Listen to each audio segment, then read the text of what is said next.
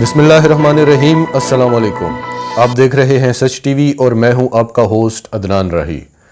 آج کی اس ویڈیو میں ہم بات کریں گے شاہ محمود قریشی کے دورہ روس کے حوالے سے۔ یہ دورہ کیوں اتنی اہمیت کا حامل ہے، اس دورے میں کیا ہو رہا ہے، کیا ہونے والا ہے اور پاکستان کی اس وقت خطے میں کیا اہمیت ہے، اس حوالے سے بات کریں گے۔ یہ ہمارا آج کا مین ٹاپک ہوگا۔ اس کے بعد ہم بات کریں گے جنرل قمر جاوید باجوہ کی کور کمانڈر کانفرنس کے بارے میں، اور آخر میں ہم بات کریں گے کہ مودی نے ایک بار پھر سعودی عرب کو انوالو کرنے کی کوشش کی ہے، کنگ سلمان کو کال کی ہے کہ آپ پاکستان پر پریشر ڈالنے کی کوشش کریں کہ وہ اس جنگ سے باز رہے، چین کا ساتھ نہ دے اور چین کو بھی مجبور کرے کہ وہ بھارت کے ساتھ ایسا نہ کرے۔ ڈیٹیلز جاننے سے پہلے اگر ابھی تک آپ نے ہمارا چینل سچ ٹی وی سبسکرائب نہیں کیا تو آپ سے ریکویسٹ ہے کہ اسے ابھی سبسکرائب کریں اور بیل آئیکن پر کلک کریں تاکہ ہماری آنے والی تمام ویڈیوز آپ کو وقت پر ملتی رہیں۔ SCO جو شنگھائی تعاون تنظیم ہے، یہ کیوں اتنی اہمیت کی حامل ہے، اس بارے میں آپ کو پہلے مختصراً بتاتے ہیں کہ جو شنگھائی تعاون تنظیم کے ممالک ہیں، یہ دنیا کی جو GDP ہے اس کا 25% ہیں، اور جو ساری دنیا کی آبادی ہے، نصف آبادی شنگھائی تعاون تنظیم کے ممالک کی ہے۔ تو اس لیے یہ SCO کے نام سے جانی جاتی ہے اور کافی اہمیت کی حامل ہے۔ 2015 میں بھارت نے بھی اس میں شمولیت کی خواہش کا اظہار کیا، اور جب چین نے دیکھا کہ بھارت اس میں شامل ہونے والا ہے تو اس نے پاکستان کو بھی اس میں شامل کروا دیا، اور 2017 میں جب بھارت اور پاکستان کو اس کی ممبرشپ ملی تو بھارت کو بہت غصہ آیا کہ پاکستان کیوں اس میں شامل ہو گیا ہے، اور وہی رویہ آج بھی تھا بھارت کا۔ وہاں جوں ہی شاہ محمود قریشی روس پہنچتے ہیں، یہاں LOC پر بھارت بلا اشتعال فائرنگ شروع کر دیتا ہے اور ہمارا ایک حوالدار شہید ہو جاتا ہے، اور وہ سویلین آبادی پر بھی فائرنگ کرتا ہے، ہمارے فوجیوں پر بھی فائرنگ کی کوشش کرتا ہے۔ تو یہاں سے آپ دیکھ سکتے ہیں کہ وہ اس کو کتنا غصہ آتا ہے کہ پاکستان کو کیوں اتنی اہمیت دی جا رہی ہے۔ ظاہر ہے اس نے اربوں کی انویسٹمنٹ کی ہوئی تھی کہ پاکستان کو پوری دنیا میں تنہا کیا جائے، اور اس میں وہ کامیاب ہو بھی چکا تھا، اور ہمارے اپنے لوگ ان کا ساتھ دے رہے تھے اس معاملے میں۔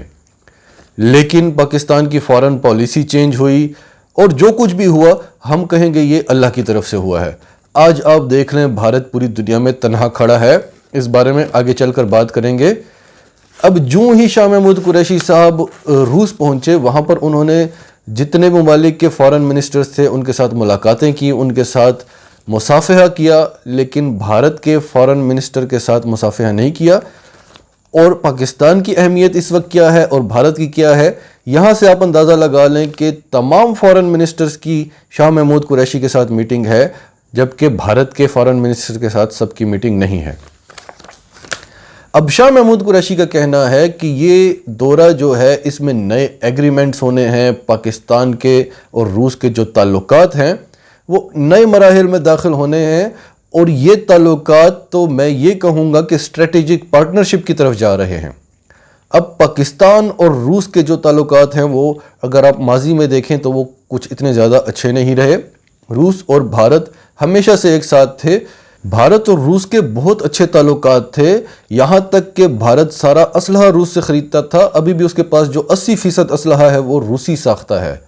تو یہاں سے آپ اندازہ لگا لیں کہ ان دونوں کی کتنے اچھے تعلقات تھے۔ اب یہ تعلقات نئے مراحل میں داخل ہو رہے ہیں، روس اس وقت چین اور پاکستان کے ساتھ کھڑا ہے۔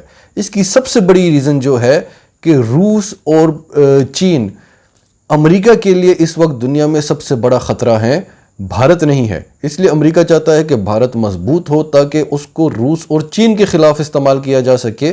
بھارت سے امریکہ کو کوئی ڈر نہیں ہے، اور بھارت کی جو کمی ہے اس کو پاکستان فل کرنے جا رہا ہے۔ اور یہاں تک چین نے روس کو یقین دہانی کرائی ہے کہ بھارت نے تم سے اسلحہ نہ خریدا تو ہم پاکستان پہ بکوائیں گے، دوسرے ممالک پہ بکوائیں گے، اور اگر یہ پیمنٹ نہ کر سکے تو میں پیمنٹ کروں گا، یہ مجھے قسطوں میں ادا کرتے رہیں گے۔ یہاں تک روس کو یقین دہانی دلائی جا چکی ہے۔ اس کے علاوہ شاہ محمود قریشی اب جو روس پہنچے ہوئے ہیں وہاں پر مختلف شعبوں میں اب ایگریمنٹس ہونے ہیں، اس میں معاشی تعاون بھی ہے، اس میں دفاعی تعاون بھی ہے، اور سب سے بڑی بات انرجی سیکٹر میں بہت بڑا پروجیکٹ ہے جس پر روس کام کرنے والا ہے پاکستان میں. گیس پائپ لائن، یہ 1100 کلومیٹر کی پائپ لائن ہے، لاہور کو کراچی کے ساتھ ملانا ہے. تو بھارت اب پریشان ہے کہ یہ دونوں کہاں ایک ہونے جا رہے ہیں، مجھے بیچ میں سے نکال رہے ہیں. روس کے فارن منسٹر سرگوئی لاروف نے پاکستان کے فارن منسٹر شاہ محمود قریشی کو اسپیشلی انوائٹ کیا ہے کہ آپ آئیں، ہم سے ملیں اور شنگھائی تعاون تنظیم میں شرکت کریں. اس کے علاوہ شاہ محمود قریشی نے تاجکستان کے فارن منسٹر سے آج ملاقات کی ہے اور تاجکستان نے بھی سی پیک میں شمولیت کی خواہش کا اظہار کیا ہے. اس کے علاوہ کشمیر کے موضوع پر بھی بات ہوئی ہے. بھارت جو وہاں پر کر رہا ہے، جو ظلم اور جبر کر رہا ہے، اس کے حوالے سے شاہ محمود قریشی نے تاجکستان کے فارن منسٹر کو بتایا. اس کے علاوہ جب کانفرنس میں شاہ محمود قریشی کا خطاب تھا تو انہوں نے بڑی خوبصورتی سے خطاب کیا اور سی پیک پر زور دیا کہ آپ تمام ممالک کو ہم دعوت دیتے ہیں کہ آپ سی پیک میں شرکت کریں، اور خاص طور پر روس کو.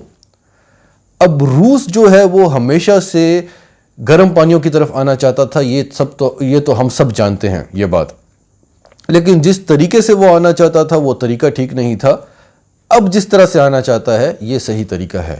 اور پھر روس یہ بات بھی جانتا ہے کہ وہ پاکستان ہی تھا جس نے افغانستان سے روس کو بھگایا تھا، اور روس اس وقت سپر پاور تھا، امریکہ کے مقابلے میں تھا. اس وقت وہ بہت بڑی طاقت تھا. آج کا روس اتنی بڑی طاقت نہیں ہے جتنا اس وقت کا روس طاقتور تھا، اور آج کا پاکستان تب کے پاکستان سے زیادہ طاقتور ہے. تو روس جانتا ہے کہ یہ وہ پاکستان ہے، پوری دنیا جانتی ہے یہ وہ پاکستان ہے جس نے روس کے ٹکڑے کر دیے تھے. بھارت جو اپنے آپ کو بہت بڑی طاقت کہتا ہے اور پوری دنیا بھی اس بات کو مانتی ہے، وہ یہ کام نہیں کر سکتا کہ سپر پاور کے ٹکڑے کر دے. وہ تو چین سے اپنے آپ کو نہیں بچا سک رہا.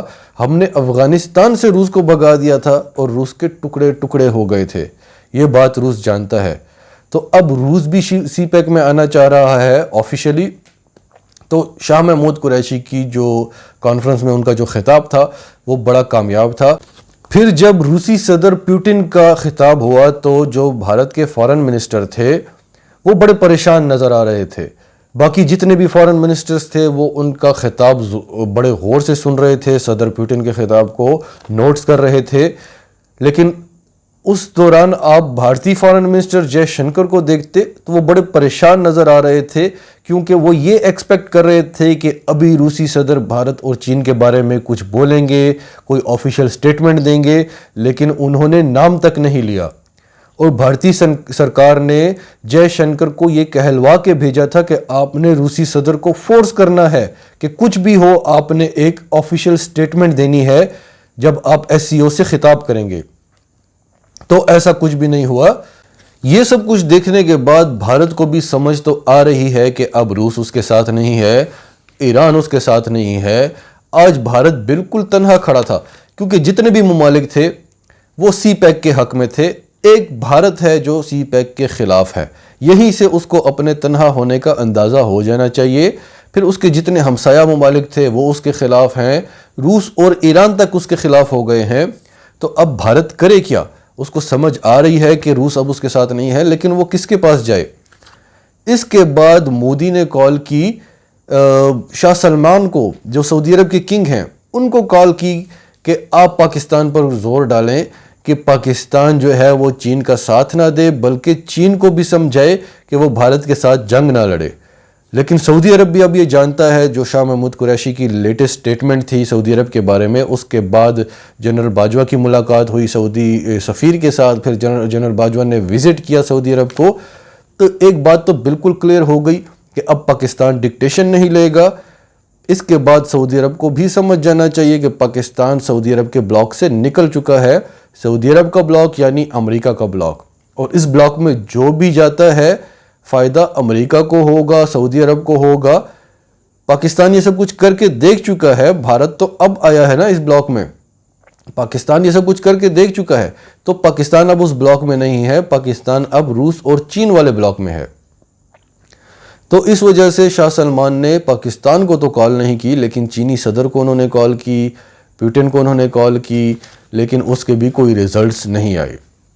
پھر اس کانفرنس میں پاکستان کی تعریف کی گئی کہ افغانستان میں جو امن لایا گیا ہے اس کے پیچھے صرف اور صرف پاکستان کا ہاتھ ہے. پاکستان کی کوششوں کو سراہا گیا. دہشت گردی کے خاتمے کے لیے جو پاکستان نے اقدامات کیے, جو قربانیاں دیں, جو بہادری سے آپریشنز کیے, ان سب کی تعریف کی گئی. پھر کرونا کے خلاف, کرونا کو شکست دینے کے خلاف پاکستان کے اقدامات کی بڑی تعریف ہوئی, پاکستان کو سراہا گیا. اور پھر پیوٹن نے یہ بھی کہا کہ ہم جتنے بھی ممالک ہیں ہم نے بڑی خوبصورتی سے کرونا کو شکست دی ہے, لیکن صرف اس میں ایک بھارت ہی تھا. یہاں پر بھی اس نے اپنے آپ کو تنہا محسوس کیا کیونکہ وہ تو اس وقت اس کی لپیٹ میں ہے. اس تمام صورتحال کو دیکھنے کے بعد بھارت کو ایک چیز تو سمجھ آ گئی کہ یہاں میرا کچھ نہیں ہونا. اس کے بعد بھارت نے رافیل طیارے جو ہیں وہ لداخ میں تعینات کر دیے ہیں. جو لیٹسٹ صورتحال ہے, یعنی اب اس کے ہاتھ سے ہو سکتا ہے کوئی جھڑپ ہو تو یہ رافیل بھی اس کے ہاتھ سے جانے والے ہیں, کیونکہ چین کے پاس J-20 اسٹیلتھ فائٹر ہیں. اور آج ہی چین نے H-6 بامبرز بھی تعینات کر دیے ہیں لداخ میں. یہ اتنے خطرناک بامبرز ہیں, ان کی رینج جو ہے وہ 2000 سے 2500 کلومیٹر تک بتائی جاتی ہے. تو بھارت کے رافیل کیا کریں گے؟ اور آخر میں چین نے پاکستان کو پیغام دیا ہے کہ آپ تیار رہیں, کسی بھی وقت جنگ چھڑ سکتی ہے, اور یہی موقع ہوگا جب پاکستان نے بھارت پر دوسرے فرنٹ سے حملہ کرنا ہے. اور یہ بات کل جنرل قمر جاوید باجوہ نے کور کمانڈر کانفرنس میں بھی کی ہے کہ آپ اپنی جنگی تیاریوں کو مزید تیز کریں, اور ہمارے اوپر ہائبرڈ وار کا آغاز ہو چکا ہے جس کے خلاف ہم نے لڑنا ہے, جس کا ہم نے مقابلہ کرنا ہے. اور بھارت بھی یہ بات جانتا ہے کہ جب بھی جنگ ہوئی دوسری طرف سے پاکستان نے آنا ہے, یہی پریشانی ہے اسے. 8 مہینوں میں یہ بھارت کا 11واں کوارڈ کاپٹر ہے جو پاکستانی فوج گرا چکی ہے. کل ایک بار پھر پاکستانی فوج نے ان کا ایک کوارڈ کاپٹر گرایا ہے, اور یہ اسی پریشانی میں مبتلا ہے کہ کہیں پاکستان کہیں سے ہم پر حملہ تو نہیں کرنے والا. ناظرین, آپ کا اس سب کے بارے میں کیا کہنا ہے؟ کمنٹس میں اپنی رائے کا اظہار کریں, اور اگر آپ ہمارے چینل پر نئے ہیں تو ابھی سچ ٹی وی کو سبسکرائب کریں, سچ ٹی وی فیملی کا حصہ بنیں, اور ہماری ویڈیوز پسند آئیں تو انہیں لائک کریں, شیئر کریں, تاکہ زیادہ سے زیادہ پاکستانیوں تک یہ میسیجز پہنچتے رہیں.